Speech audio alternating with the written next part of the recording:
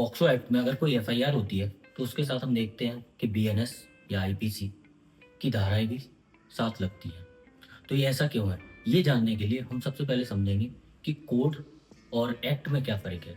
Code यानी कि संहिता, जैसे कि हमारा भारतीय न्याय संहिता है, और एक्ट यानी कि पॉक्सो एक्ट, इसी तरीके की और भी एक्ट है। कोड है वो बहुत सारे अपराधों को इकट्ठा करके उसके विषय में पूरा संपूर्ण होता है। यानी कि बहुत सारे जो अपराध है, जैसे मर्डर हुआ, अब मर्डर क्या है उसको भी डिफाइन किया है बीएनएस में। मर्डर का अटेम्प्ट क्या है वो भी डिफाइन है, उसका पनिशमेंट क्या है वो भी डिफाइन है। वहीं जो एक्ट होती है, एक्ट में एक पर्टिकुलर सब्जेक्ट पर होती है।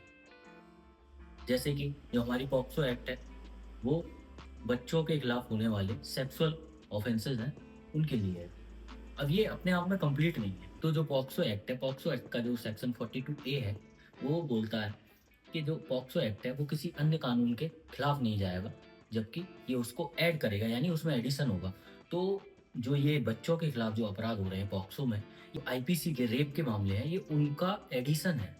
यानी कि अगर कोई ऑफेंस है बच्चे के साथ हुआ है, 3/4 पेनिट्रेटिव सेक्सुअल असॉल्ट है, या एग्रावेटेड पेनिट्रेटिव सेक्सुअल असॉल्ट है 5/6, तो उसको ये सप्लीमेंट कर रहा है आईपीसी में।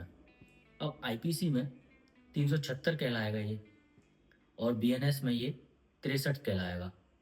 तो ये उसको सप्लीमेंट करेगा। तो अगर इसमें सज़ा होगी तो सज़ा उस कानून के तहत होगी जिसमें दंड ज़्यादा दिया हुआ है।